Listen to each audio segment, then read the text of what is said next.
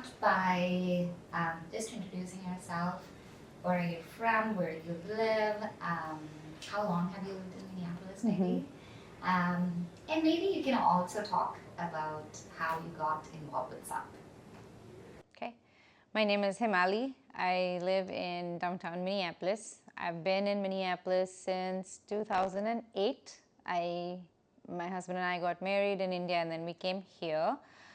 So 15 years. And sadly, but very fortunately, I found Saath last year through a friend, I think. We saw the show you all had last year, Ux. We loved it. And since I was sitting in the audience and I was like, why am I not on the stage? Because I love being on stage. I love dancing. I used to do that when I was growing up in college in India all the time. And so I said, well, next time, I'm going to subscribe to their newsletter. I'm going to follow them on Instagram and I'm going to do everything I can so I am well aware of when these auditions are happening and when they're picking people to participate and so on and so forth. And that's how I got to Saath and that's how I'm here and I'm so happy and it's super fulfilling. Wonderful. So you mentioned that the last time you watched the show, it really spoke to you. One was the dance piece of it. And when you were thinking of coming into Saath this year, did you think that you'd be more than involved than just dancing? Like you're integral part of the show along with Arya, right? Yeah. And also the concept that we are talking about is something very dear to you as well. Yes. Did you think at all that that connection was going to happen? No, I had no idea. I just knew that Saath picks topics that are of social relevance to bring awareness in society, and that is one of the things that I absolutely loved. But I had no idea until the first day of the rehearsal when, Divya shared that we're going to cover the topic of neurodivergence. And at that time, my son did not come with me. Arya was not with me at that first rehearsal. And in that rehearsal, Divya mentioned that they're looking for a lead character who is 11 to 15-year-old boy with neurodivergence. And I was like, whoa, that's Arya right there. So I said, I'm going to ask him if he's interested. And he was. He had this really smart chat with Divya on my WhatsApp. They went back and forth on some things. And then the next thing is he came to the next practice and there he was, playing the lead character in one of the stories, which he will do well. I'm sure he will. Yeah. So how did that conversation go? So you were excited to be part of Saath. You were, in your head, you were already like, I want to be on the stage, I want to perform, I want to dance because I love it.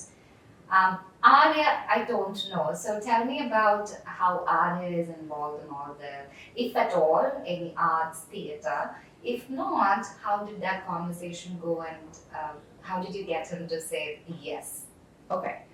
So first of all, I did not have to do anything to get him to say yes.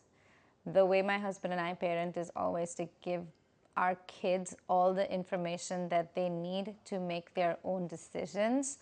And so I've known him for 11 years and over because he's been in my belly for 9 months. I always tell him that. So I know that being the center of the stage or like being the center of everything around him is something that he thrives on. It's what gives him his dopamine. So I kind of knew that. So I went to him with saying, hey, they're looking for a boy, 11 to 15-year-old with neurodivergence. You fit all of those criterias and it is a lead role, Arya. What do you think? And so then he had some follow-up questions, like, what do I have to do? And I said, why don't you just take my phone, talk, ask as many questions as you want, let Divya answer your questions and see what you want to do. And he's like, okay, fine, I'll do it. So he decided to do it. And that's how he got himself into it. Although, he's also my kid who is open to trying everything. He's in it for all the new experiences. So he's he loves to explore. He loves to try new things, whether it's new foods. Like, he has tried every variety of food that can be. He'll never say no to trying new things. And so knowing all of that, it was really easy to ask him and to say, hey, I really think you should give it a try. Like, at the worst, what will happen, you know? And it's a commitment, though. So the only thing I had to keep telling him is, like, once you make a decision and once you commit, this is a lead role. So think before you make that commitment, because you're not going to be able to back out very easily. And so he thought about it. I said, no, don't tell me right now. Sleep over it. You have 4 days. We don't go to rehearsal until next Wednesday, so you can think about it. Then he had some more follow-up questions. I answered as much as I could. And I said, well, I'm telling you all that I know. I'm fully transparent. I'm not hiding anything from you, Arya. What I don't know, I don't know. And this is a good question for Madhu. This is a good question for Neeli. This is a great question for Divya. Seek your answers elsewhere. Mom cannot have all the answers. So speak for yourself. I'm going to add here, like, I think 2 or 3 weeks into the rehearsals, we were on our way to the rehearsal in Edina, the first rehearsal in Edina, and he said, Mom, I'm just going to tell them I have exams at that time and I can't do it. I'm going to quit because I just can't do it. And I said, well, I support you to quit if you really want to quit, but I don't support you lying. You need to tell them the truth. You need to tell them why you really don't want to do this anymore. You have to understand that whatever you share and when you quit, it's going to have consequences. It's going to affect the show. They're going to have to find somebody else. By no means I want you to feel pressure of that and stay on. If you really want to quit, I am there with you. I'll stand by you and support you to quit, but I will not support your lie. So you need to speak your truth. First, find out why you want to quit, then go tell them why you want to quit. And I said, Arya, the premise of this entire thing is to support people that have neurodivergence. So if this is hard for you, and if you go tell them it's hard, they will only find something to make it easier on you, because that's what this show is all about. So go speak your truth. And then I asked him in the car, do you want me to be by you when you're having that conversation with Divya? And I said, who do you feel most comfortable with? I feel comfortable with Divya. She's cool. I think I can talk to her. I said, okay, cool. Go talk to her. So do you want me to stand by you? He said, no, I can do it, Mom. I said, all right. So I let him lead that conversation. I was practicing one dance, and he went and he spoke to Divya and Madhu, and he figured things out, and now he's all excited about it. Wonderful. Yeah. So I love how you give all the information, enable Arya to make his own decisions, right? You're not leaning towards either a yes or a no, but these are the consequences. This is what goes into it. So I feel like that is amazing. But as a parent, being part of a show that talks about neurodivergence, Arya being the lead of it, do you think this is enabling him or empowering him to own it? Let's say one of the things that Arya said is, like, he doesn't say that he has ADHD. You know, more often than not, he doesn't say it, Right. You know, to everyone. Do you think this will also empower him in a way that he is more able to own it and talk about it? Absolutely. I sent a message to Divya yesterday, before yesterday, early in the morning, saying this has been a very fulfilling and extremely enriching experience. And I'm already starting to see the shift in how he is more accepting of himself and his limitations.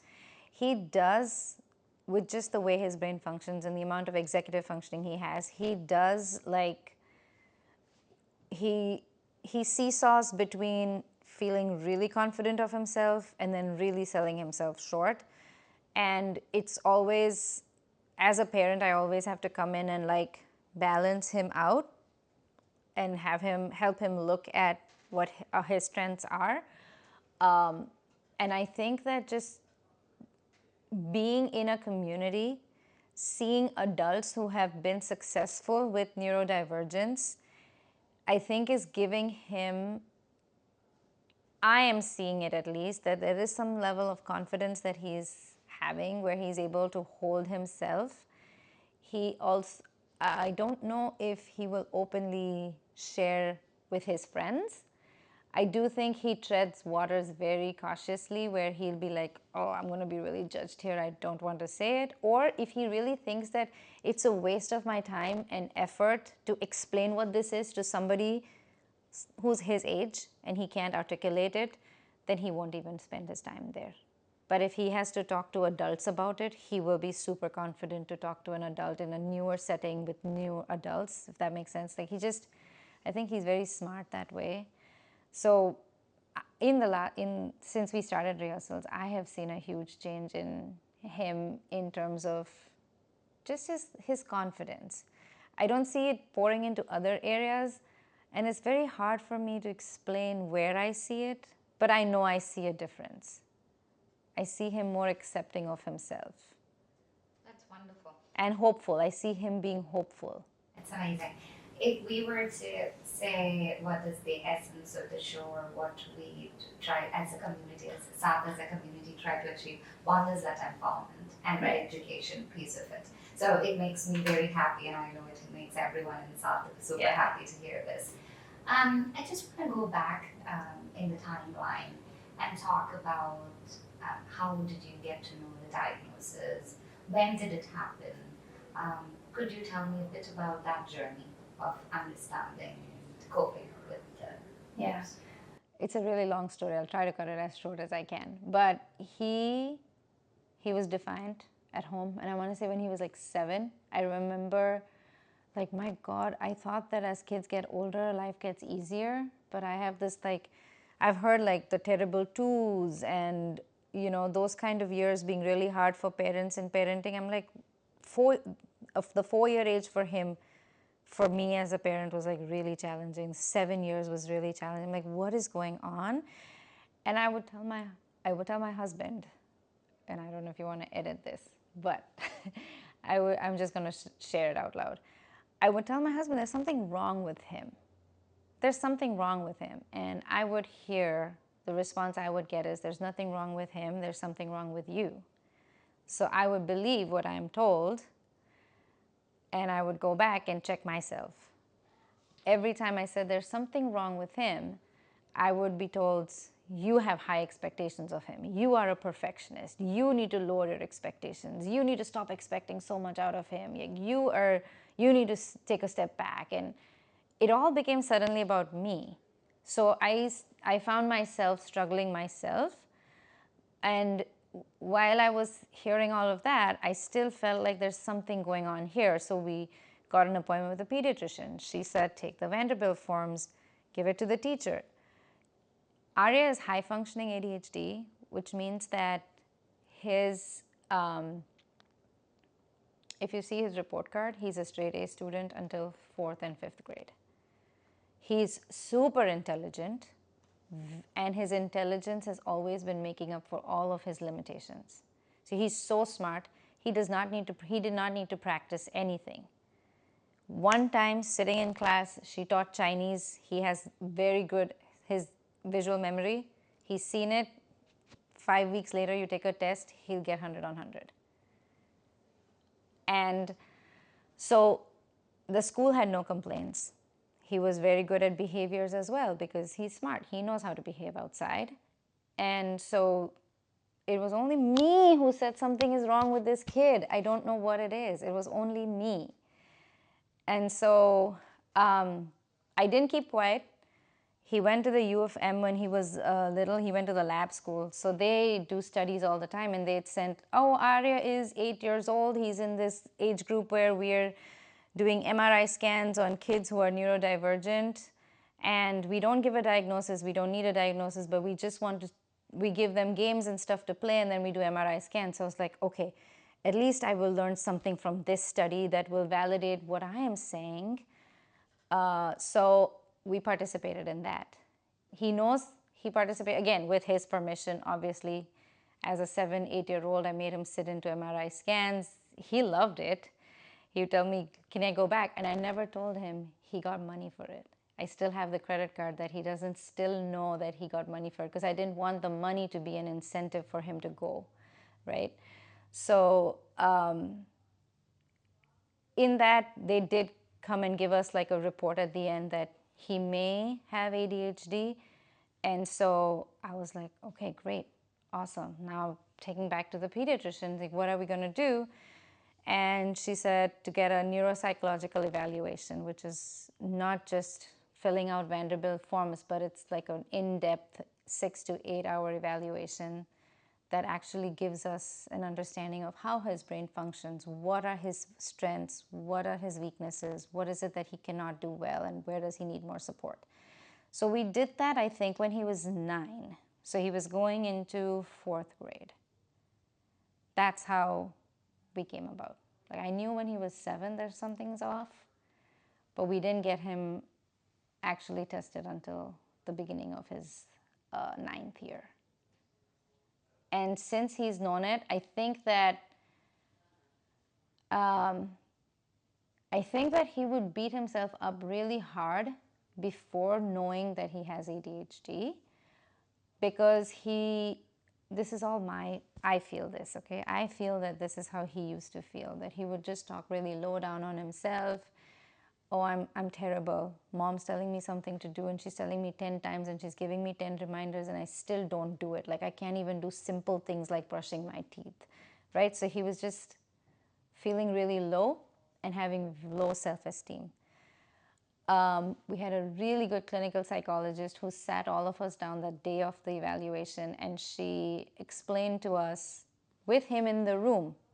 And that's what caught him off guard. He was like, wait, you want me to be here while you talk about me? What? And she said, yes, we're all talking about you. It's all about you, and you're going to be here to hear it all. And she set a really nice foundation, telling him very nicely how his brain functions. She made it very clear that there's nothing wrong with you, just your brain functions differently. And she explained that very beautifully. And that acceptance, that just hearing that, I think gave him this, oh, there is nothing wrong with me. There is nothing wrong with me. And I was like, yeah, there's nothing wrong with you. And I think that also helped me and my husband a lot, where a simple thing like doing long division was very hard for Arya. He would never know, where does the quotient go, where does the divisor go, where does the divisible go, where does the remainder go. But learning that visual memory was his strength, we took colors and we said remainder is always green, quotient is always blue, divisor is always red, and the other one's always orange. And if he did that a few times and he saw it visually, then it was easy for him, because we used something that was his strength to overcome something that was a limitation for him that was really hard. Yeah. And at home also, it helped me take a step back and say, stop nagging him. Just stop it. Like, he's not going to remember it. You have to go, literally, take yourself out of the kitchen, stop doing the dishes, go to his room, touch him, and then tell him, I need you to pick up your clothes. Then it would get done, if I'm lucky. So there was a lot of content. So I know, I'm sorry. No, I love it. I love it.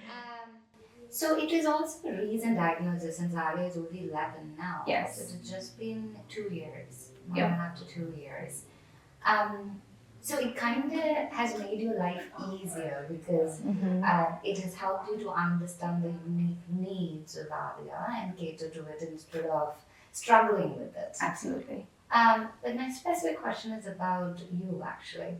So one of the things when you were narrating the story, you mentioned that when you were having conversations with your husband, he would say that there's something wrong with you and not him, right? So after the diagnosis, did you feel validated about, so this is why I was struggling? What were your personal feelings before and after the diagnosis? Honestly, I was relieved.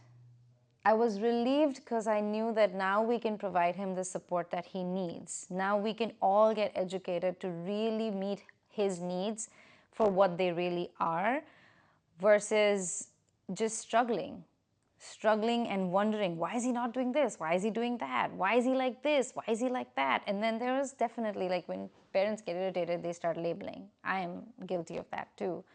So honestly, I was relieved. If he needs therapy, let's get him therapy. If he needs accommodations at school, let's get him accommodations at school. Let's do whatever this child needs to thrive, instead of seeing him struggle through this and lose his confidence in himself and have a low self-esteem. Yeah. So not knowing is the most difficult part. If you know what it is, it becomes easier. Yes. So were you, when the diagnosis happened, right? Obviously you would discuss it with your family, with your friends. How did that happen? Were you hesitant to talk about it to your friends and family? And if you did talk about ADHD, what was the reaction? Fortunately, my family, so my mom and my sister, I don't think they even, like, my sister probably knows, but my mom, in India, what is ADHD? Like, no, every kid is like that. So growing up, when I would complain about him, like when he was littler, and I would say, you know what, this is what he does, Mom, this is what he does. Mom would be like, you know, he's just being a kid. You're taking it too seriously. When we had the diagnosis and we shared it with them, full support. Like, what does he need? You know, of course, there was Jyotish ke paas jayenge, you know, this is what his horoscope says, and all of that, which I completely respect. If there's a need for that, absolutely. You do what you can do to support us, and we'll do what we need to do. But yeah, lots of support. No pushback, no denial, full acceptance. And just having the distance is super helpful, that you're not there. I do want to say that our parents tend to, there was one example, there was once when Arya said, I don't want to study, I'm not going to study, I don't like to study. And one of our parents was like, oh, really heartbroken, had a panic attack, he's not going to study, what is he going to do in his future? Oh my God, how can he say he's not going to study? You know, I told him to study for the love of me, and he still said he doesn't care about it. How can he hurt my feelings? And I'm like, guys, give him a break, man. He doesn't even know what he's saying right now. He's just trying to get away from you guys, really, to be honest, right? So, yeah. But I understand them too, because they only have limited information. So let's talk about that limited information, right? So the lack of information that you shared, I think that's something that a lot of people talk about when it comes to any type of neurodivergence. It's I mean, I grew up in India, so I'm very much aware, like they raise their eyebrow, like what is neurodivergence. But it is also, in my personal experience, not so great here either. You know, there are a lot of people who still don't know what neurodivergence is, what ADHD is, etc. So, as a parent, what are some of the ways that we can educate people? As a society, how we can get educated? Because if the society learns and understands what this is, it would be a lot easier on both parts. Right, don't you think? So what are some of the things that we can do? Or what could help in creating more awareness? So I'm going to go off on a tangent a little bit. Being a parent of a child who's in a school who goes here in America, actually ADHD is very, very prevalent, to the point where it's almost dismissed in a way that, yeah, every kid has ADHD, what's the big deal? And I'm like, no, this is legit. We've done a neuropsych evaluation, it was 8 hours long. This is legit, right? This is not just the teacher filled a form, the parents filled a form, they got a score, and the pediatrician said ADHD. right? So that is another side of it, where it's so prevalent to the point that it's dismissed and kids don't get the support they really need at school. And the others, so there's lack of information and there's a need for awareness there too, right? Of what really is it. And I'll speak only to ADHD as the form of neurodivergence because that's where my experience lies. On the other hand, is this people don't openly talk about it. Like I do, if I'm in a setting and I will say, yeah, he has ADHD. But I also have to be very careful when I say that because I don't know how the other person is going to perceive it. Are they going to perceive it as he has a mental disorder? Or are they going to perceive it as, yeah, so what? Every kid has ADHD. So there too, I have to be very careful of who I'm saying that to. Be mindful, right? I think that if parents, and I'll speak only for parents, if parents are parenting children with neurodivergence, I think what would help to bring awareness is to openly talk about it in safe settings and not be ashamed of it. So it's very interesting that you said that there is the opposite side. Yeah. Right? Did you know that? No, I did not. Right? So I think a lot of us also focus on, yes, we need to create accommodations, we need to educate ourselves. But the opposite side is something very new to me personally. But given that's how the school system itself works, what do you think can change that a little bit? In schools? Yeah. I'm just wondering, like, if everybody is thinking and brushing it off as or painting it with a broad brush, right? Anyone with neurodivergence, anyone with ADHD is same. It's that I think is one of the things because every kid with ADHD is unique in its own way, isn't it? Yeah. Because every kid's brain functions differently. I know Arya very well, so I know how his brain functions and I can play to his strengths and weaknesses. But if you put Vishal in front of me, I wouldn't. I think Vishal knows himself better than anybody else would know him, probably at his age. But so what would be in schools? Girl, don't get me started on schools because we've done a whole mental health assessment in all of the Ramsey County schools. Schools need more resources. They need more humans. ADHD is a form of neurodivergence that is not debilitating in comparison to autism or in comparison to anything else like a dyslexia or another neurodivergence that would limit somebody's learning, right? So with the limited resources they have at school, the support is offered to those who need it the most to bring them up to at least an average level.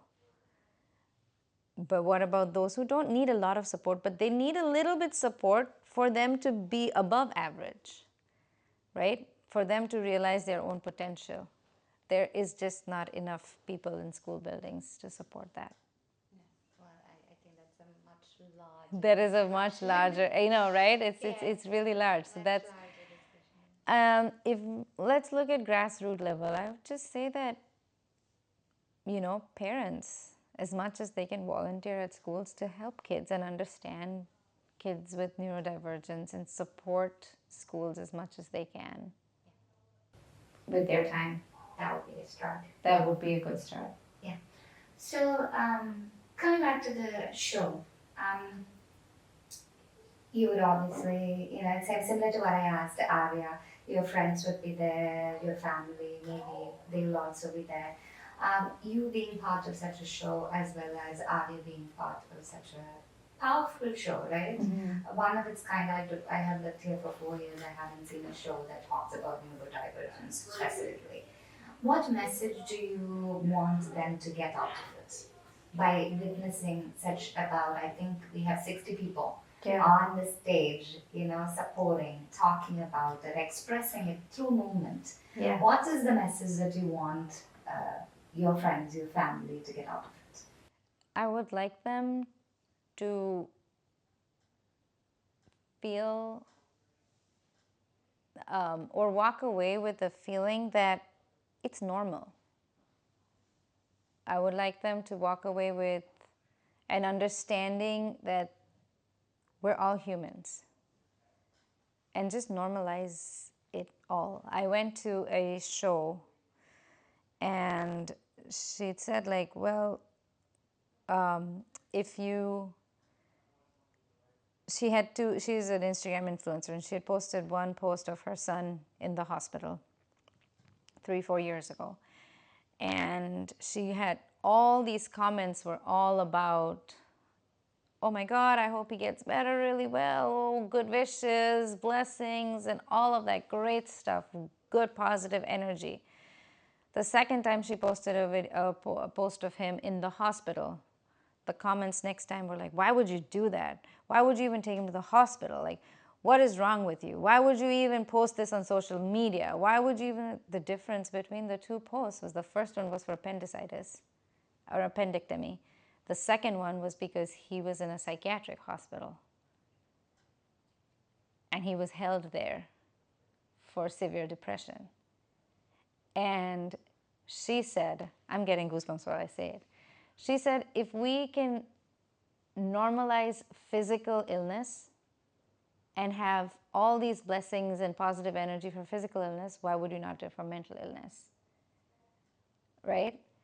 If you could extend empathy and compassion for those who have cancer, why would you not extend the same empathy and compassion and understanding for those who have neurodivergence? Because they're also struggling. It's just a different type of struggling. That's very well said. Yeah. That was not me. I'll give credit to the influencer. So my last But that was question. moving.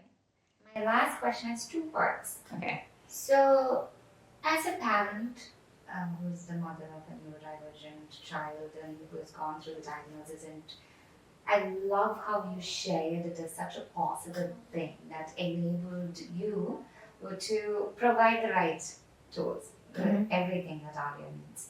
There might be people out there as a parent who is struggling right now, right? Considering this as, or coming to terms with the news or how to go about it. From one to the other, from a parent to the other, what message do you have for a struggling parent? And my second part of the question is, someone like Arya, right? There are so many kids, as you mentioned, that in the school system now, it has become very prevalent and very common. But they also struggle with that confidence a little bit, right? But being part of the show or the activities that a person does can also boost their confidence a whole lot. So what would be a message that you would give to someone like Arya who's watching? So 2 questions. Message to a parent and message to a Okay, I'll start with the message to the child first. You are your own unique self. And you're here to fulfill your own unique mission and your own unique purpose. And so you don't have to be like others. Neither do you have to be different from others. Neither do you have to be the special one. You are who you are. Own it and shine your light. That's all I would say. To the parents?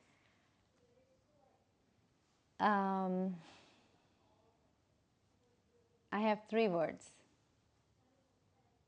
Acknowledge your child, trust your child, and love your child. Okay, so I was saying I think we've been very fortunate to have friends and family around us who are extremely accepting and understanding of neurodivergence, and especially when it comes to Arya. Have I seen anybody make accommodations for him in our social setting? No, because we never, we're always there as parents to mind him if we need to, or to help him say, okay, Arya, this is really your dopamine need. Let's do something else right now. Or we really need to go for a walk. Let's go for a walk. Let's get out of here. And this actually is, your question actually is really helping me right now, where I'm starting to bring notice to the fact that my husband and I are always nervous to leave him with somebody. So we've never left him with anybody here in the US, ever. I mean, a babysitter, yes, because we pay them, right? But like at a friend's house, no. I have kept other people's kids all the time. Yeah, leave your kids at my place, no problem, I care for them. Will I leave my kids at your place? No, I will not, because and this is something that I need to reflect on myself. So thank you for asking that question. Like, why am I nervous? I should trust my social circle to, handle him. In the past, like when we have left them with grandparents in India and gone, when we've come back, we've always come back with complaints of how hard it has been for them to care for him, and how he just didn't listen to them, how he troubled them so much, and it was just a pain, but then they have unconditional love because they're grandsons and grandkids, and it's fine. So I don't know if that answers your question. I think so. I mean, that was really good that you brought up that point of your hesitation to Yeah. to do that, because it comes with the past of you having some notions and thinking like, Yeah. this might not be acceptable to your friends group, or Yeah, well, not that it's not acceptable. I'm just like inconvenience. It's like I know it's really hard to be with him. Like it's a challenge. Till he gets to a point where he can really manage himself and have his tools and understand. Right now, I'm the one who's constantly like, Arya, check yourself. Arya, check yourself, right? So I don't think anybody else can do that for him, because I lack the trust in someone else to know him as well as I do. Yeah. That's my problem. You see what I'm saying? Yeah. Yeah. I think the other thing I would say is for him particularly, so what we're talking about is in our social setting as adults, our friends, our family. If we look at his own social circle of him and his friends, I think that he struggles with having friends. He struggles with keeping friends. He and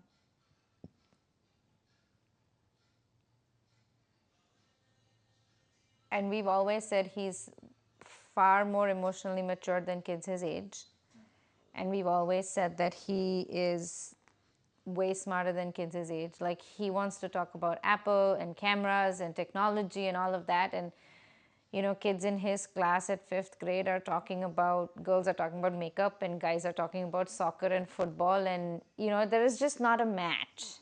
So he's not found that yet.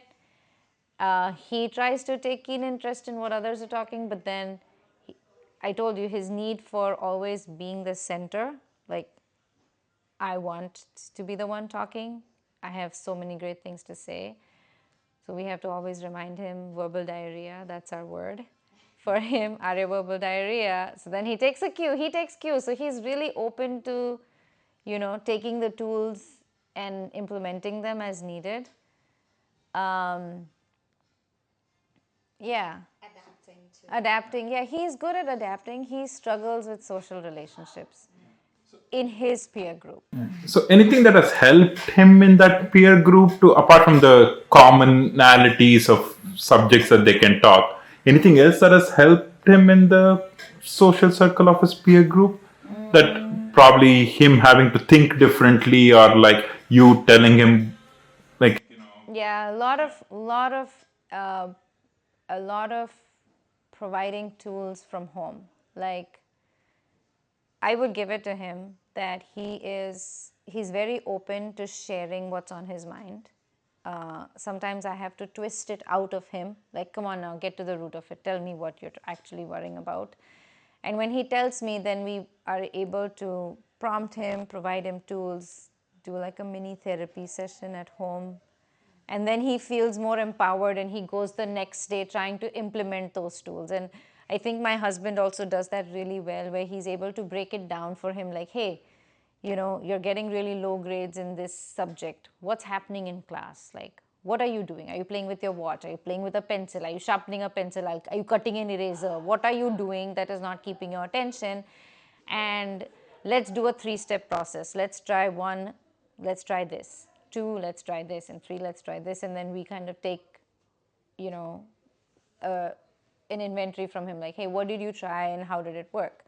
So I think he's just very open to sharing in his safe place what his challenges are, and then we provide him with tools. cool. I think that we can call it a wrap. That was Yeah. really good. I just want to say one thing. I am so stinking proud of my kid.